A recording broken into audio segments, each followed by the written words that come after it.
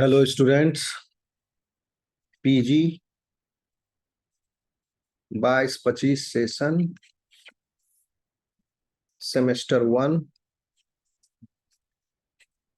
The paper name is AECC 1 for all the PG courses MA, MSc and MCOM.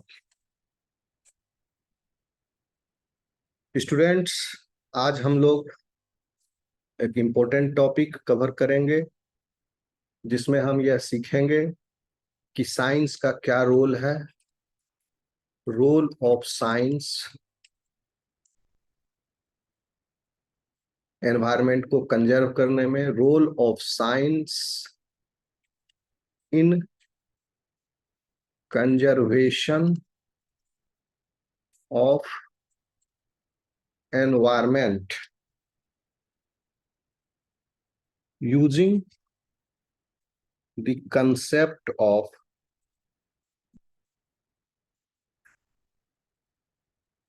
3R.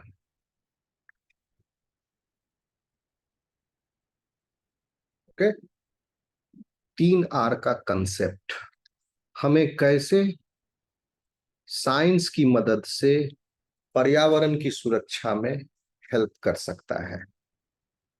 ये 3R है, यहां लिखा हुआ है: reduce, reuse and recycle. Okay students, reduce, reuse and recycle. And this is called as the concept of 3Rs. The concept of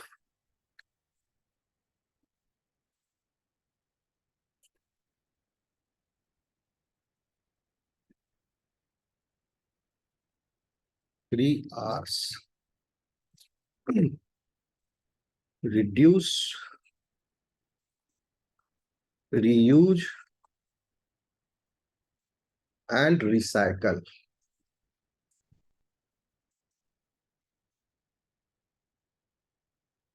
And this is a fundamental framework it provides to us. Because of this, we can do responsible use of natural resources. हम लोग responsible बनेंगे, responsible utilization of resources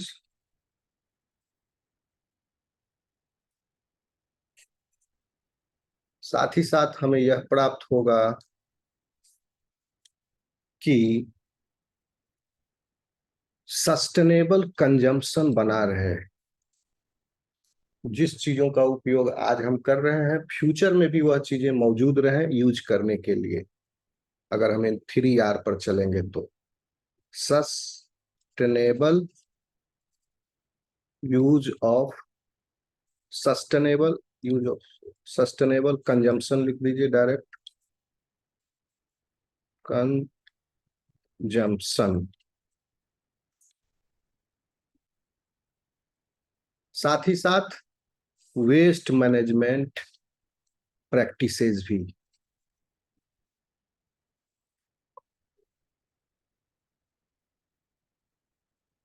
आ रहे हैं, अभी class ले रहे हैं। Management practices, ये तीन चीजों का हम ध्यान रखते हैं इस रिड्यूस, रीयूज, रिसाइकल पॉलिसी के अंतर्गत, और ये तीन फायदे होते हैं, गेन है। Therefore, we can say that science plays a crucial role in the conservation of environment if we apply these principles. अब इसको एक्सप्लेन करते हैं, हाउ। फर्स्ट R इज, कैसे साइंस कंट्रीब्यूट कर रहा है एनवायरमेंट के कंजर्वेशन में इन 3 R के माध्यम से। पहला R है रिड्यूस।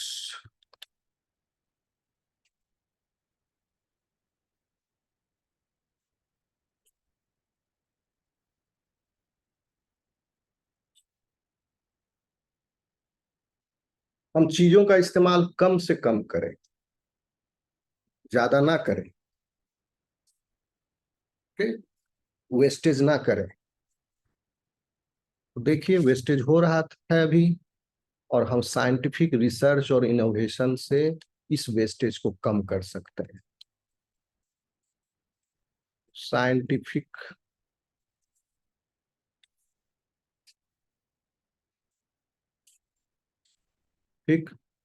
रिसर्च एंड इनोवेशन से।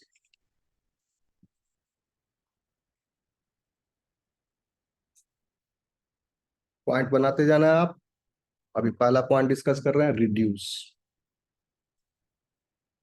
क्योंकि साइंस कंट्रीब्यूट कर रहा है development of innovative technologies and processes को, so it will help us in reducing the environmental impact of human activities.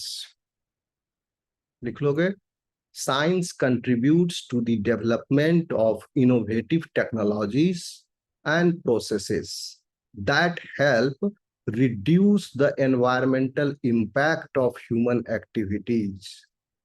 For example, आज के डेट में आप देख रहे हो कि there are advancements in energy efficient technologies, sustainable agricultural practices, energy efficient technology, जैसे ईवी कार आ गई है, टेक्नोलॉजी है।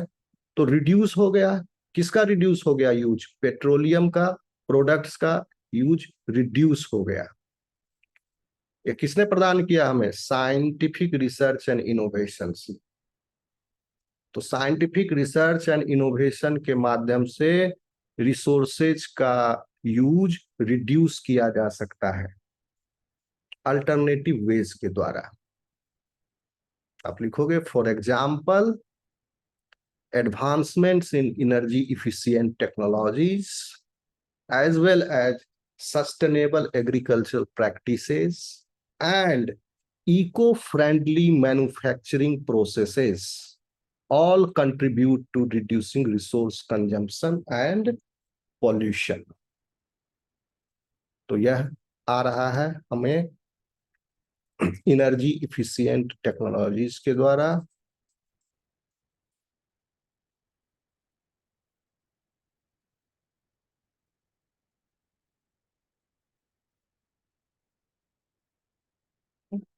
For example EV etcetera, EV, wind energy, ये सब से अगर हम क्लीन एनर्जी हार्वेस्ट करें तो डिपेंडेंसी फॉसिल फ्यूल पर कम हो जाएगी।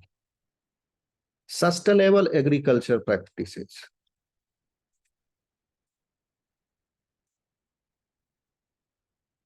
हम ज्यादा से ज्यादा ऑर्गेनिक मैटर का यूज करें फॉर क्रॉप प्रोडक्शन।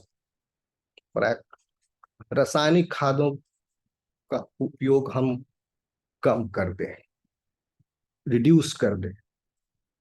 पेस्टिसाइड्स का यूज हम अगर रिड्यूस करें, हर्बल पेस्टिसाइड्स यूज करें केमिकल की बनिस्पत, तो हम आगे आने वाले वर्षों में जमीन की उर्वरा शक्ति को नहीं खोएंगे, वह मौजूद रहेगी। तो फ्यूचर जनरेशंस के लिए भी एग्रीकल्चर प्रैक्टिसेस को फॉलो करना पॉसिबल रहेगा। तो सस्टेनेबल एग्रीकल्चर प्रैक्टिसेस हमें फॉलो करने चाहिए जो अभी नहीं कर रहे हैं। साथ ही साथ eco friendly manufacturing processes,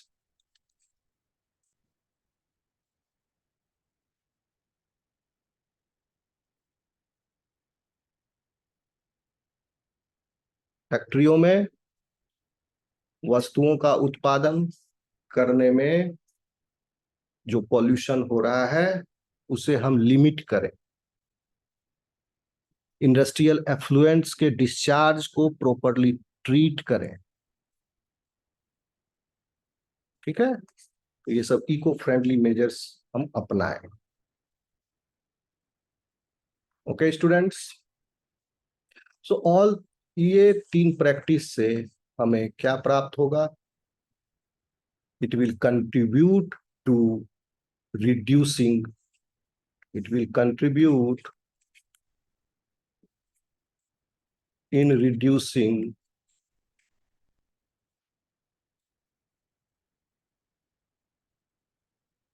resource consumption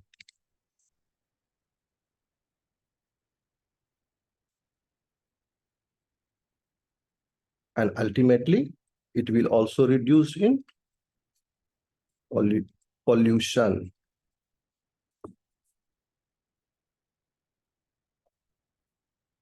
The second thing that we can do in under this reduce strategy is we can do an effective resource management.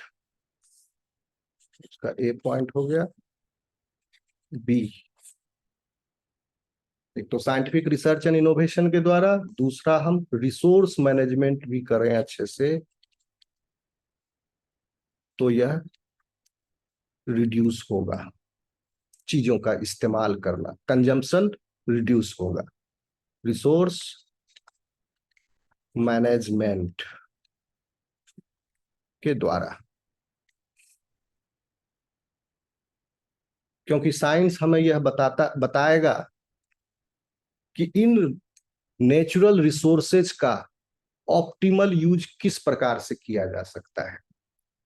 Optimal use, so science will help us in finding the way where we can optimally use the natural resources and optimally manage those resources. Wastage से हमें बचना है। So what you'll write under this resource management, you will say that scientific studies provides us the ways into which we can optimally use and manage the natural resources. Optimal use of natural resources हम science की मदद से कर सकते हैं।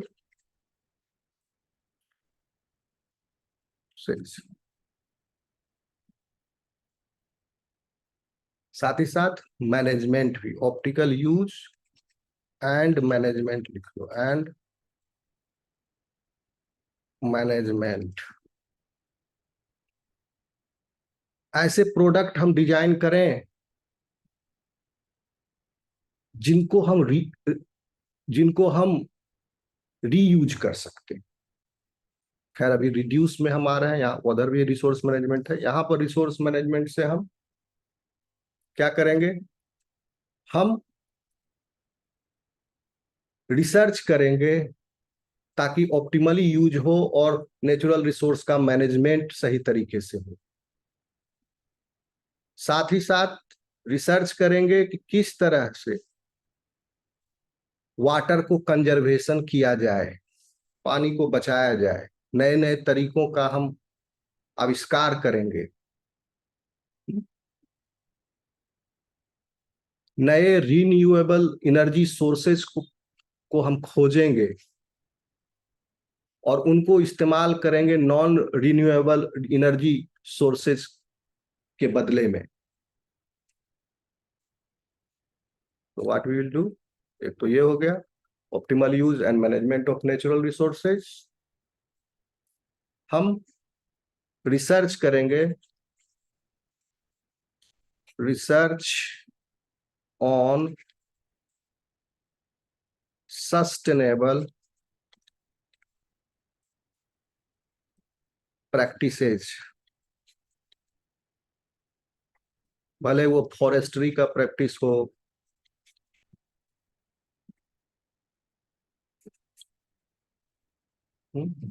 Conservation strategies हो,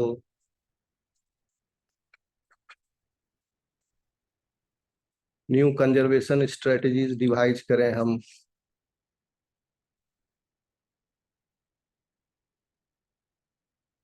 और कितना लिख लो, रिन्यूएबल को अलग कर देते हैं, डेवलपमेंट ऑफ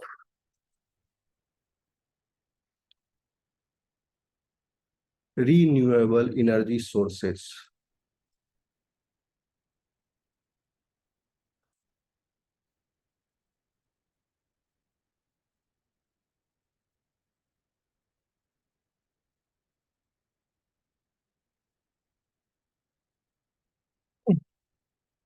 ठीक है, इन प्रक्रियाओं के माध्यम से हम फिर एनवायरमेंट के बर्डन को रिड्यूस कर देंगे। ऐसी पॉलिसीज बनेगी जो उन प्रैक्टिसेस पर आधारित होंगी, इन प्रैक्टिसेस पर जो प्रमोट करेंगी एक रेस्पॉन्सिबल रिसोर्स यूज को। So this will contribute to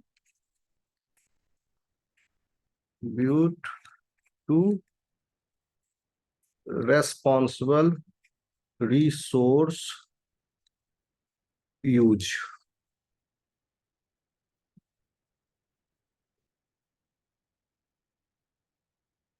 साथ ही साथ reduce and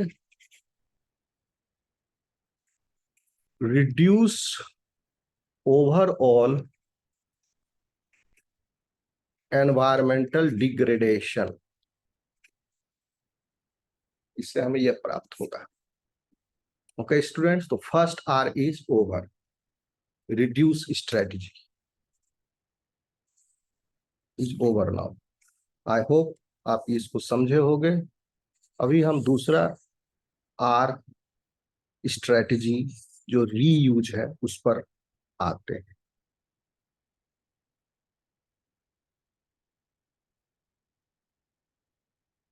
the second is strategy reuse.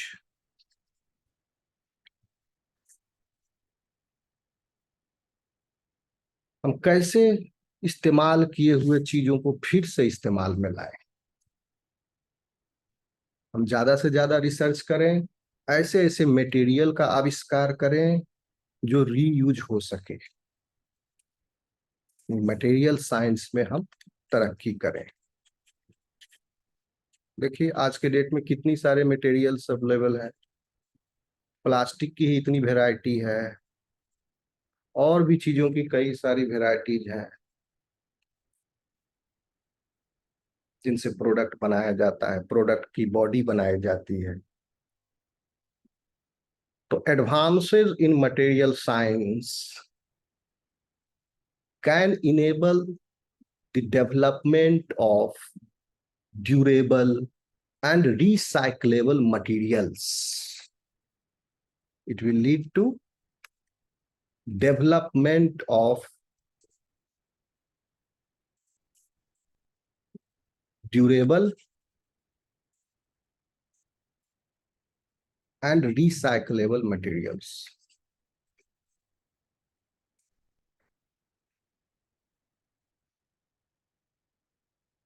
आप देखते होंगे बाजार में सामान जो बिक रहा है वो टुटपुंजिया टाइप का होता है, उसका लाइफ कम है, चाइनीज प्रोडक्ट है, कुछ दिनों में वो टूट फूट या खराब हो जाता है काम करना। ऐसा ना करके हम लोग ड्यूरेबल सामान को बनाए तो फिर वो खरीदेगा उस चीज। अगर ड्यूरेबल रहे तो लंबा टिकेगा, तो प्रोडक्शन कम होगा, तो एनवायरमेंट पर बर्डन कम होगा, भले वो महंगा हो ले।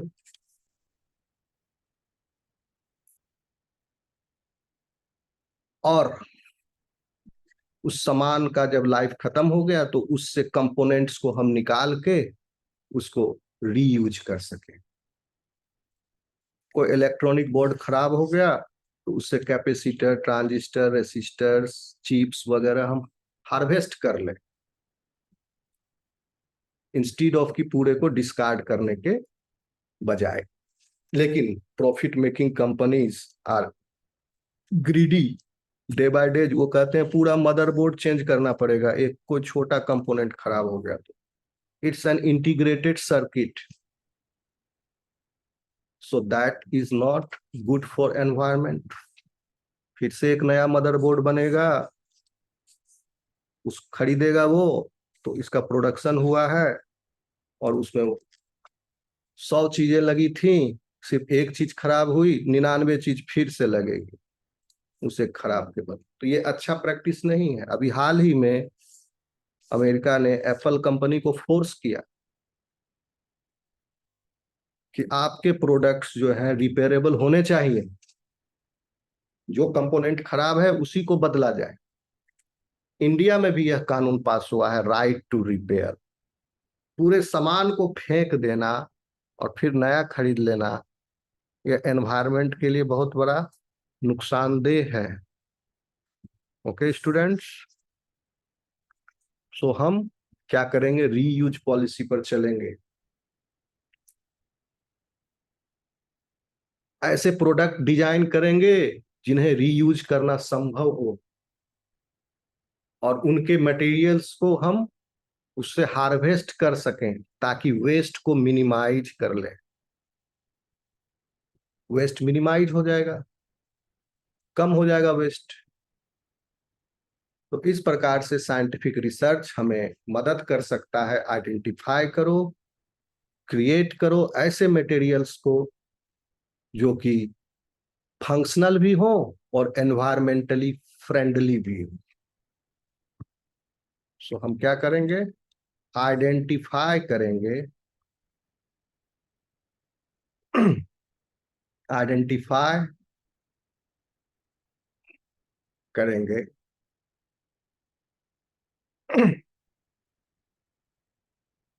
सिर्फ आइडेंटिफाई करने से काम नहीं चलेगा, क्रिएट भी करना पड़ेगा। Identify and create such materials that are both functional and environmentally friendly।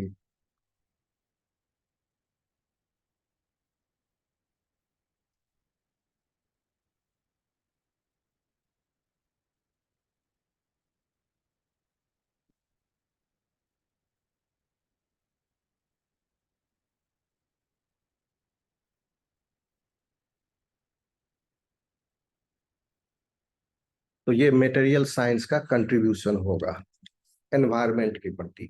इसमें ज्यादा से ज्यादा रिसर्च हो, नए नए चीज मटेरियल्स का आविष्कार हो जो एनवायरमेंट के प्रति फ्रेंडली। हम वेस्ट रिडक्शन टेक्नोलॉजी में भी एडवांस करें, कैसे वेस्ट को कम से कम किया जाए।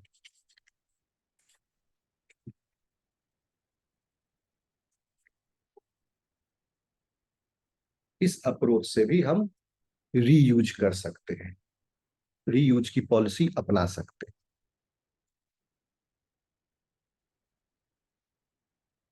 इसी साइंटिफिक रिसर्च से हमें प्राप्त होगा ऐसी टेक्नोलॉजीज जो फैसिलिटेट करेंगी वेस्ट मटेरियल के रीयूज को। So we will develop technologies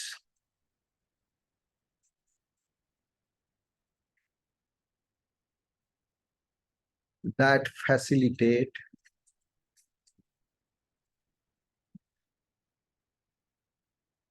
the reuse of waste materials।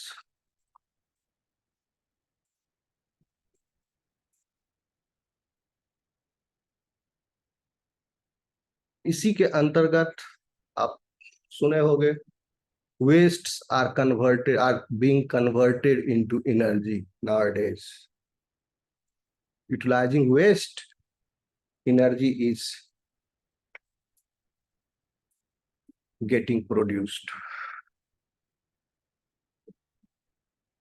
So converting waste into energy is very important strategies. Waste से हम एनर्जी निकाल लें।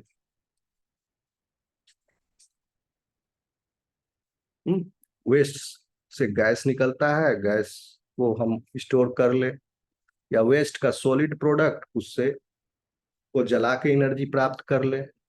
वेस्ट का लिक्विड प्रोडक्ट वो अगर ऑर्गेनिक है तो उसे हम बायो फर्टिलाइजर के रूप में इस्तेमाल कर ले। ओके। कंपोस्टिंग ऑर्गेनिक मैटर आ गया इसमें, ऑर्गेनिक मैटर को कंपोस्ट कर लिए।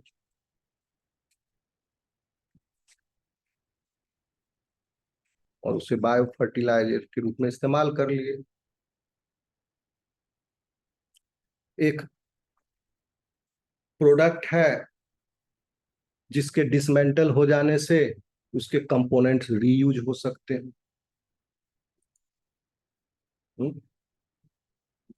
जैसे कूलर है, कूलर खराब हो गया तो उसका फैन निकाल के एग्जॉस्ट बना लिए, और कूलर का जो डब्बा था मेटल का उसे कबाड़ी को बेच दिए रिसाइकल होने के लिए। तो हम एक लूप बना सकते हैं, क्लोज लूप सिस्टम, जहां पर प्रोडक्ट को डिसमेंटल करके उसके कंपोनेंट्स को रीयूज किया जाए। So we can create closed loop systems where products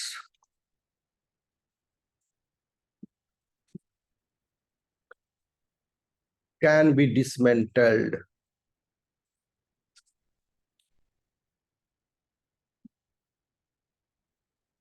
and components reused.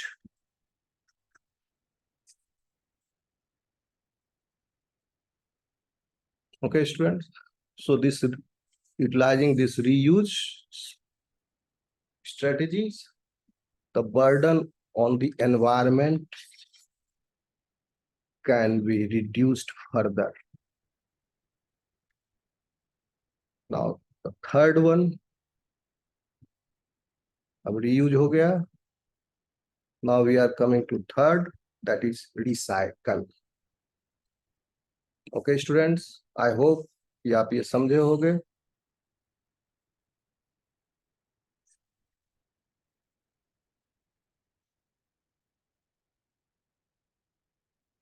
Third R is recycle.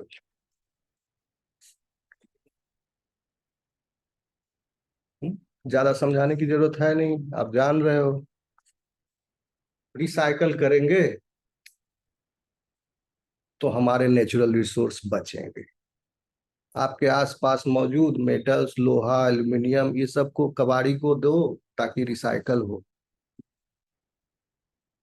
नया सामान बनाने में, नया लोहा का कोई सामान बनाने में खदान से लोह अयस्क को परिष्कृत करके लोहा निकालने का जो बर्डन है उसको कम किया जाए। ठीक है।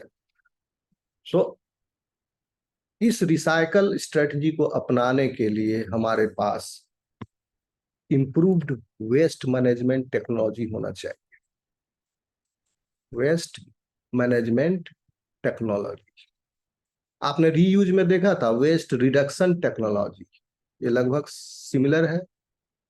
वेस्ट रिडक्शन भी एक तरह से वेस्ट मैनेजमेंट ही है।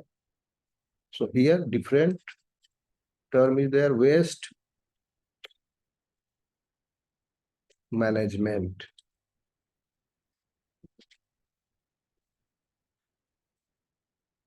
टेक्नोलॉजी में एडवांसमेंट पाके, तो साइंटिफिक एडवांसमेंट यहां भी क्रूशियल रोल प्ले करेगा इस स्ट्रेटेजी के लिए, कि वह डेवलप करेगा इफिशिएंट वेस्ट मैनेजमेंट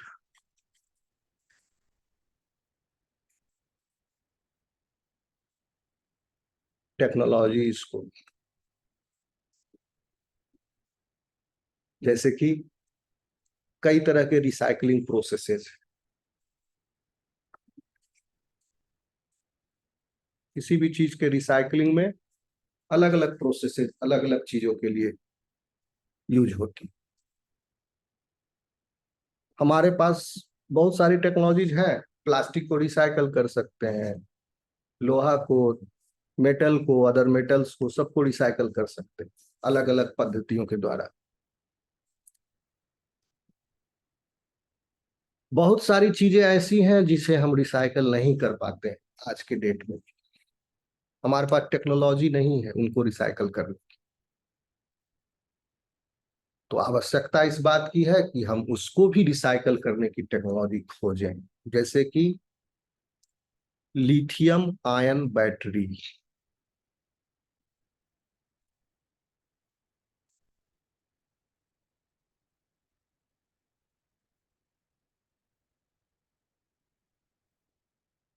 इंडिया में नहीं है टेक्नोलॉजी इसकी,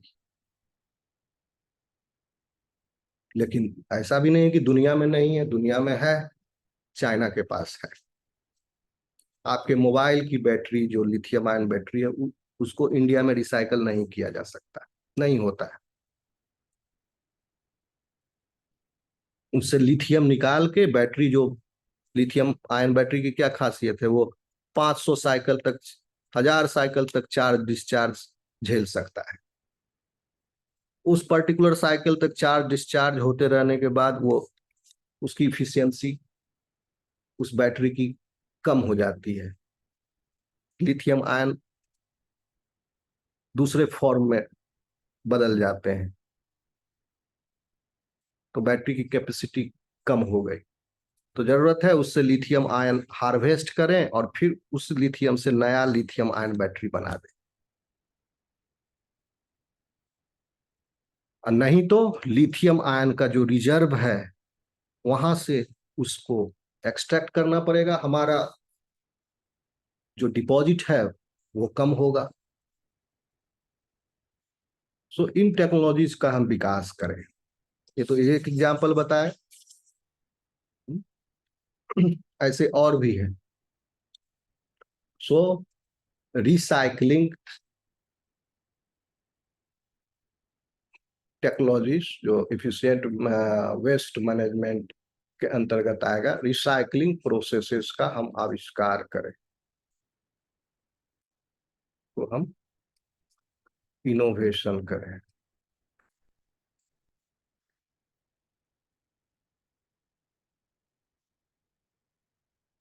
और इस प्रकार के टेक्नोलॉजी का इनोवेशन हो जाएगा तो आज के डेट में जो लिथियम आयन बैटरी एक यूज के बाद जो वेस्ट हो जा रही है, वह एक नए प्रोडक्ट के रूप में परिणत हो सकती है और demand for the raw materials will be reduced then. So इसके माध्यम से क्या होगा, demand of the raw materials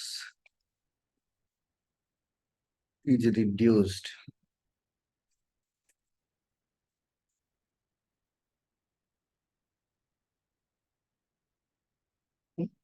and thereby minimizing the environmental impact.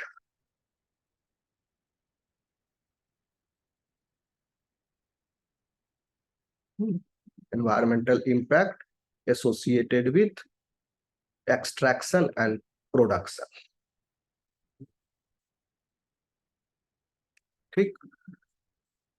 दूसरा अप्रोच ये लगाया जा सकता है, बिहेवियरल अप्रोच,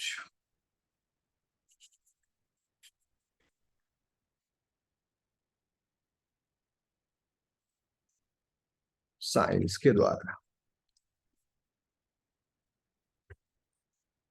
ह्यूमन बिहेवियर को समझने की जरूरत है, लोगों की साइकोलॉजी और उनके बिहेवियर में बदलाव आने की जरूरत है। लोगों को एनकरेज करने की जरूरत है कि कोई लोहे का टुकड़ा है उसे मिट्टी में मत फेंको, भले आपके काम का नहीं, मत फेंको, उसको जमा करो और रिसाइकल में डालो। नहीं तो क्या होगा, लोहे का सब तो धरती पर ही है ना, धरती से निकाला गया और धरती पर ही। आप कहोगे फिर घटा कहाँ, लोहा उड़ के आसमान में तो नहीं चला गया, घटा कहाँ? ये घटा किसी एक जगह हुआ लौह अयस्क डिपॉजिट था, कंसंट्रेटेड फॉर्म में, धरती पर खदानों में। आपने उसको एक्सट्रैक्ट किया, परिष्कृत किया, उसके बाद सामान बनाया, अब उसको लाइफ हो जाने के बाद उसको फेंक दिया। तो ये क्या होगा प्रक्रिया, एक तरह से ये एंट्रोपी है। एक जगह से वह खनिज भंडार निकल के धरती के पूरे क्रस्ट में फैल गया, डिस्ट्रीब्यूट, और फिर उसका ऑक्सीडेशन होके फेरस ऑक्साइड बन के मिट्टी के कण कण में मिल जाएगा, जिसको हम एक्सट्रैक्ट नहीं कर सकते फिर।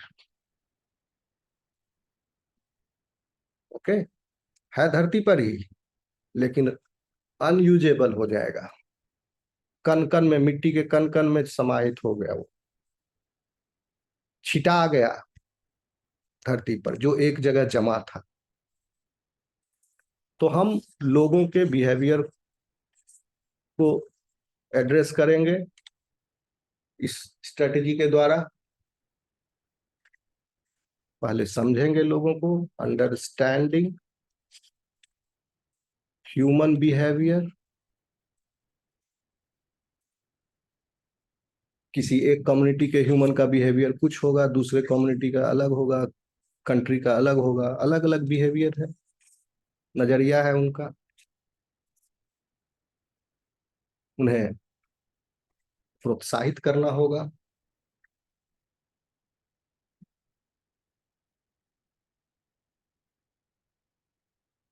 और साइंटिफिक स्टडीज के द्वारा जो हम साइकोलॉजी और बिहेवियर को समझेंगे, लोगों का सर्वे कराएंगे, एनकरेज करेंगे लोगों को, और उसका जो डेटा आएगा उस आधार पर फिर स्ट्रेटजी बनाएंगे। अच्छा, यहाँ के लोग नहीं मान रहे हैं, इधर वाले मान गए, करने लगे रिसाइकल, तो अब इधर फोकस ज्यादा करो, जिधर नहीं मान रहे, ज्यादा एजुकेट करो। करना पड़ेगा एक दिन फ्यूचर में।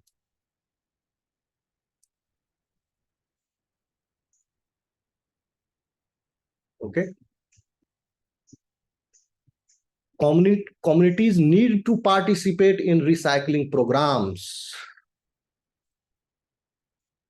कम्युनिटी को प्लीज एनकरेज करना पड़ेगा, need to participate recycling program. हमारे कंट्री में बहुत कम होता है ऐसा रिसाइकलिंग प्रोग्राम, जापान में बहुत ज्यादा होता है। वहाँ स्कूल के बच्चे मिलकर के इतना लोहा जमा कर लेते हैं और डोनेट कर देते हैं रिसाइकलिंग के लिए, जिससे स्कूल के लिए एक नया ट्रैक्टर आ जाए या कोई नया व्हीकल आ जाए, कंपनी दे देगी। ओके, आपने 1000 kg लोहा जमा करके दिया रिसाइकल करने, चलिए गवर्नमेंट ने सब्सिडी दी, फ्री में एक गाड़ी आ गई स्कूल की। ऐसा होता है। तो चाइल्डहुड से ही बच्चे ट्रेंड हो जाते हैं, और उस मटेरियल के और उस रिसोर्स के महत्व को समझते हुए उसे रिसाइकल करने के लिए जो अपने अंदर आदत है, व्यवहार है, उसको ले आते हैं। तो इसमें गवर्नमेंट का रोल है, एजुकेशन पॉलिसी का रोल है। दुर्भाग्यवश हमारे देश में ऐसा अभी तक प्राय एक व्यापक तौर पर शुरुआत नहीं हुई है। करना पड़ेगा, आगे होगा।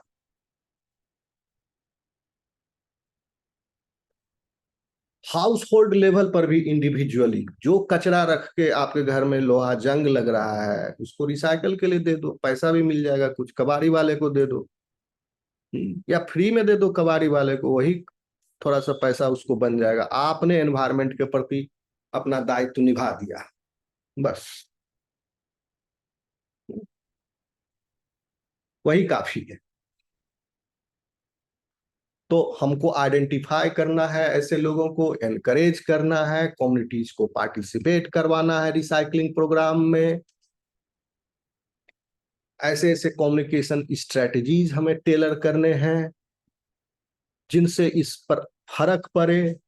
कुछ इंसेंटिव दे दिए, जैसे स्कूल के बच्चों को इंसेंटिव मिल गया, जापान का केस अभी बताया, रसिया में भी होता है, स्कूल के बच्चे मिलकर के ट्रैक्टर के लायक लोहा जमा कर लेते हैं, उन्हें ट्रैक्टर गवर्नमेंट दे देती है गिफ्ट। तो ये जमा करके दो, इतना आपको रिवार्ड मिलेगा, इंसेंटिव मिलेगा। इस तरह करके एनकरेज किया जा सकता है। तो ये भी लिख लो आप। टेलरिंग, कम्युनिकेशन स्ट्रेटजीज, बहुत फर्क पड़ेगा इसका। कम्युनी, और बड़ों की अपेक्षा बच्चे ज्यादा एनवायरनमेंट के प्रति उदार होते हैं। उन्हें ये समझ होती है मेरी जिंदगी अभी बहुत लंबी आगे बची, अभी हम बच्चा ही हैं, हमको हमको ये सब नेचुरल रिसोर्सेस कंजर्व चाहिए धरती पर। तो इसलिए बच्चों को इनकरेज करना एक इफेक्टिव मेजर होता है। Tailoring communication strategies and incentives based on scientific insight.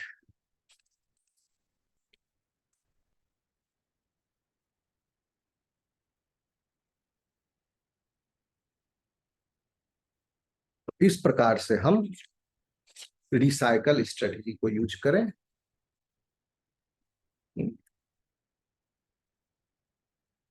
आप सामानों को बार बार, कुछ खराब हो गया उसको रिपेयर करके यूज करने का जो बिहेवियर है उसको लाए अपने जीवन में। चाहे कितना भी आप धनी हो, मोबाइल का एक बटन खराब हो गया, दूसरा मोबाइल खरीद लिए, बोर हो गए मोबाइल से, दूसरा मोबाइल ले लिया। ऐसा ना करें, उसी मोबाइल को रिपेयर कर करके किसी तरह काम चलाएं जब तक कि वो पूर्ण रूपेण बेकार ना हो जाए काम में। और ऐसा ही रवैया अपने दूसरे जरूरतमंद जो चीजें हैं आप उसके प्रति रखें। प्लास्टिक के यूज को मिनिमाइज करें। अब जैसे देखो, एक सिंपल सा प्रैक्टिस है, उसको आप अपने जीवन में फॉलो कर सकते हो तो एनवायरनमेंट के ऊपर बड़ी कृपा हो जाएगी। हम बता देते हैं अभी, आप कर सकते हो, कोई बड़ी बात नहीं है। दूध का पैकेट आता है प्लास्टिक की पन्नी में, हम्म, आप लेते होगे, और इसको कट ओपन करके आप दूध निकालते हो। पन्नी प्लास्टिक का है, आप इसको इस प्रकार से कट करो। जनरली लोग क्या करते हैं, पूरा कट कर देते हैं एक कोना, और कोना जो कटा वो कोना अलग चला गया, वो कभी पिक नहीं होगा, इतना छोटा कोना है वो, लेकिन है प्लास्टिक। वो झाड़ू में बाहर निकल के मट्टी में मिल के टूट फूट के मिट्टी का हिस्सा हो जाएगा। सोचिए, प्रतिदिन ऐसे कितने कोने, कितने घरों से कितनी दूध की थैलियां देश भर में करोड़ों निकलती और मट्टी में समा जाती है। किसी का ध्यान नहीं है इधर। छोटी सी बात है, आप क्या करो, दूध के पन्नी को कट करो और आधा ही करो कट, पूरा कट के अलग मत करो इसको। आधा रहे तो आधा जगह मिल गया, अब इसको उलट दिए दूध। अब ये छोटा सा जो टुकड़ा है वो बड़े वाले टुकड़े से अटैच्ड रहेगा, और उसको फिर आप डस्टबिन में डालो। तो यह छोटा टुकड़ा इस बड़े टुकड़े के साथ चुना जाएगा। जो चुनने बिनने वाले हैं, रिसाइकल करने वाले, वो चुन लेंगे, छोटा टुकड़ा भी चला गया रिसाइकल में। सेम मैगी का जो पाउच है, मसाला है, अंदर में आता है मैगी का पाउच, आप क्या करते हो, पूरा का पूरा उसको यहाँ से कट करके ओपन करते हो, इसमें भी यही करो। आधा कट किया, कोना छोड़ दिया, उसका लगा हुआ है, डाले और फिर उसको डिस्कार्ड किया, ताकि ये टुकड़ा भी बड़े टुकड़े के साथ चला जाए। इस तरह जितने भी रैपर्स हैं, गुटखा खाने वाला, हालांकि नहीं खाना चाहिए, लेकिन जो खा रहा है वो भी ऐसे करे, कोना फाड़ के फेंक ना दे, सब साथ में रखे, या कोना फाड़ के गुटखा खा के उसको जो पैक पाउच है उसमें छोटा कोना डाल के, हम ये नहीं कह रहे गुटखा खाना है, लेकिन अगर कोई कर रहा है तो इस तरह करे, थोड़ा सुधार लाए। कम से कम अपने बॉडी का डैमेज कर रहा है, एनवायरमेंट का डैमेज मत करो। एनवायरमेंट सबका है, तुम्हारा अकेले का नहीं है। ओके स्टूडेंट्स, तो जितने भी प्लास्ट आप आज ये प्रण लो कि जितने भी चीज आप प्लास्टिक से निकाल के खाते हो या यूज करते हो, उन सब का जो छोटा टुकड़ा है जिसको कट ओपन करने के बाद उसको उसमें बड़े वाले टुकड़े में, जो थैली है उसमें लगे रहे, छोड़ दो, वो रिसाइकल हो जाएगा। तो स्टूडेंट्स, इस प्रकार हम देख चुके हैं 3R या रिड्यूस, रीयूज एंड रिसाइकल हमको प्रोवाइड करता है एक बहुत ही अच्छा प्रैक्टिस और बहुत ही अच्छा प्रैक्टिकल और सस्टेनेबल फ्रेमवर्क एनवायरमेंट के कंजर्वेशन के लिए। और इसमें साइंस का बहुत बड़ा योगदान है, साइंस का योगदान है, कंट्रीब्यूट कर रहा है। हम लोग इनोवेशन कर रहे हैं मटेरियल साइंस में, एनर्जी रिसोर्सेस के डिफरेंट अल्टरनेटिव्स में पॉलिसीज बना रहे हैं, और उन पॉलिसीज का कम्युनिकेशन कर रहे हैं, जागरूकता फैला रहे हैं, लोगों तक पहुंचा रहे हैं, ताकि उनके बीच एक डीपर अंडरस्टैंडिंग हो सके पर्यावरण के प्रति और हमारे पारिस्थितिक इकोलॉजिकल तंत्र के प्रति, जिससे कि रिसोर्स का यूज ऑप्टिमल हो, घटे, और वेस्ट का मैनेजमेंट इफिशिएंटली हो। दुनिया तो 1000 साल पहले भी जीव चल रही थी, था क्या पॉल्यूशन इतना उस समय? लोग थे, आज भी है। आप उन हजारदस वस्तुओं का इस्तेमाल कम से कम सस्टेनेबल वे में रीयूज करते हुए और रिसाइकल करते हुए और रिड्यूस भी करते करो, तो एनवायरमेंटल के ऊपर जो इम्पैक्ट है डेवलपमेंट का, वह कम हो जाएगा। कल हमने पढ़ा था effect of development on environment.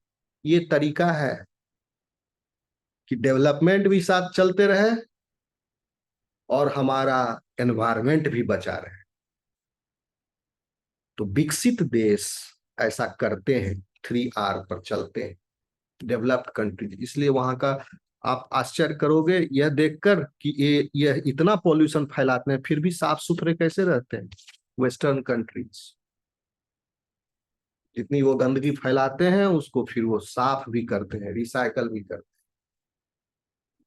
हम लोग नहीं करते, हम लोग छोड़ देते हैं, कोई कहने वाला नहीं है। मुंगेर के आउटस्कर्ट में देखो कितना प्लास्टिक डंप कर दिया है। जो पहले पूरा लस ग्रीन दम एरिया था, स्वैम्पी मडी एरिया, और डकरा नाला, हेरुदेरा, इस सब के आसपास, अब वहां प्लास्टिक डंप है। मुंगेर शहर का कचरा मुंगेर शहर के बाहर में डंप है। बहुत अच्छा, कोई रिसाइकल नहीं, कुछ नहीं, सीधा प्लास्टिक कचरा। हाउस होल्ड जितना है, नगर पालिका का इतना ही काम है, कचरा घर से कलेक्ट करना और उसे खूब अच्छा सुंदर ग्रीन स्पेस देख करके उसको नाश कर देना वहां गिरा के। ये नगर पालिका का काम है। आगे आने वाले जो जनरेशन है, फ्यूचर जनरेशन, वो बहुत गाली देंगे, कोसेंगे कि हमारे पूर्वजों ने इतना गंदा काम किया है, जिसका आज हम खामियाजा भुगत रहे हैं। पूरी मिट्टी, जल, सब प्रदूषित कर दिया इन्होंने अपने स्वार्थ में अंधे होकर। ओके, किसी का नजर नहीं जाता है उधर, तो भोगना है, भोगेगा। एनीवे तो इस प्रकार से हम अपने पर्यावरण को बचाने की कोशिश करें। Okay students, thank you.